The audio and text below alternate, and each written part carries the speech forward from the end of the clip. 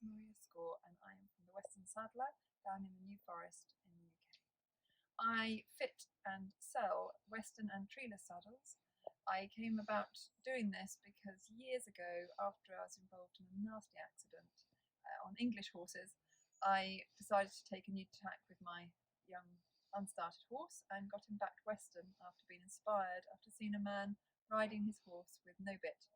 And the accident I was involved with involved two horses taking off at high speed with bits, and we couldn't stop them. After I had my horse backed, I then needed a Western saddle. I bought a second-hand one, put it on my horse. It didn't fit. I didn't know why it didn't fit, but I could just see it didn't fit. Then I got a custom-made saddle. That didn't fit either. And so I then undertook trying to learn myself to get a saddle for my horse that fitted him properly. I've been across into Europe, Germany, France, all over the UK with trainers, Western saddle fitter, English saddle fitters, chiropractors, equine vets, equine physios, acupuncture people, biomechanical experts, all sorts over the years, and continue to do so to keep my knowledge refreshed and new, along with the latest research and findings in science. I got into Western saddles because I wanted to do Western riding and figured that was part of the picture, a very important part of the picture. I stayed with Western saddles because I realised over time they are so much more comfortable for the horse. They spread the weight over a much bigger area than other saddles do, as long as they're well made. There are Western saddles that are quite detrimental to the horses' bodies as well. So I'm very careful with the companies I choose. One of the companies I use has nearly 300 different shapes of tree. Another one uses a custom template to build the tree for the horse, so the fits are endless. When I first started out, I used to go and recommended I check saddles every 6 months to a year per the SMS guidelines for English saddles. And the first number of years I did exactly that. And when I would go back, I would see that nothing had changed. The horse's shape had not changed, particularly under these saddles, or if at all.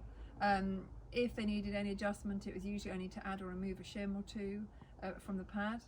But even then, majority of them, nothing needed changing.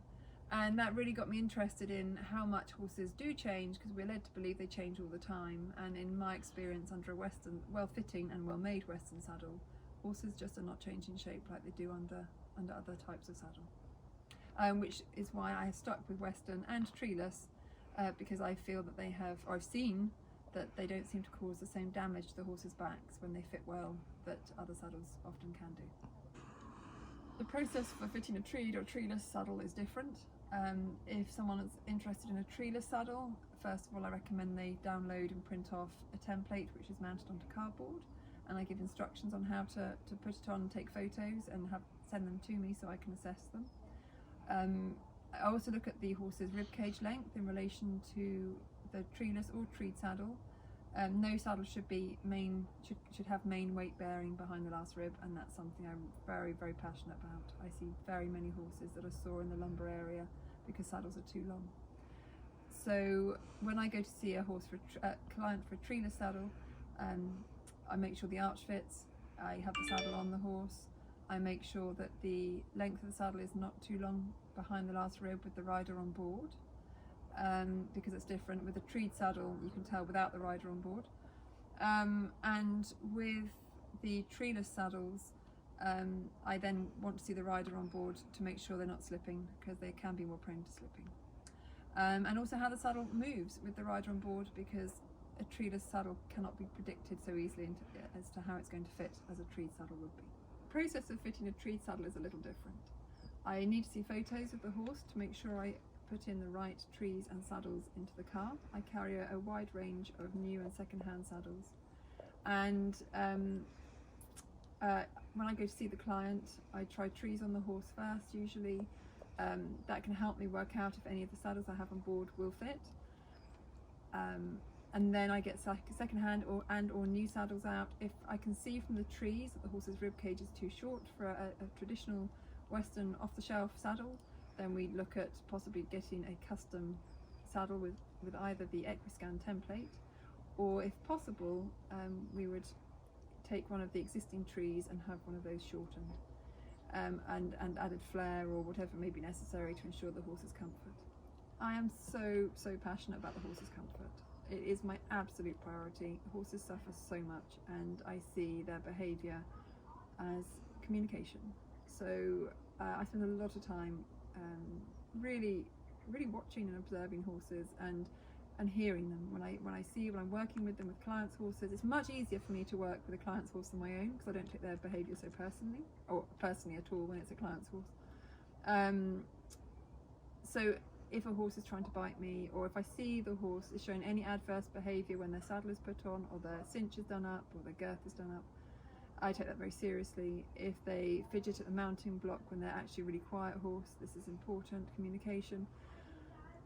So I've learnt so much of what I do from watching the horses.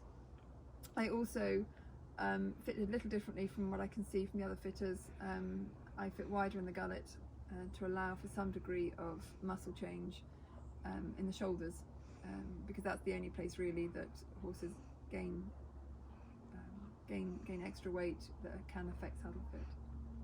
So the saddles fit long term. The longest saddle I think that's been on a horse now nearly 15, or just over 15 years. And many of my clients have their saddles for many years without having to see me regularly. And I also, rather than go to see people regularly now, for years now, I much rather clients get a really good equine physio out once or twice a year to check the horse, and they will also flag if there's an issue. And I also leave clients with a series of photos to take on a monthly basis, so they can also determine if the saddle balance is changing. I love these Matters pads. They enable me to do my job as well as I can, because they're so good for the horse's back. Horses are not designed to be ridden, so we have to make them as comfortable as possible to do this job that they're not designed to do. And sheepskin has been proven in research carried out in Sweden a number of years ago to be second best to only reindeer skin for horse comfort under an English saddle. I'm absolutely sold on sheepskin pads for really decent thick sheepskin pads for horses' backs. And also they have various pockets, so some of them are 8-pocket pads. So if a horse has a prominent spine and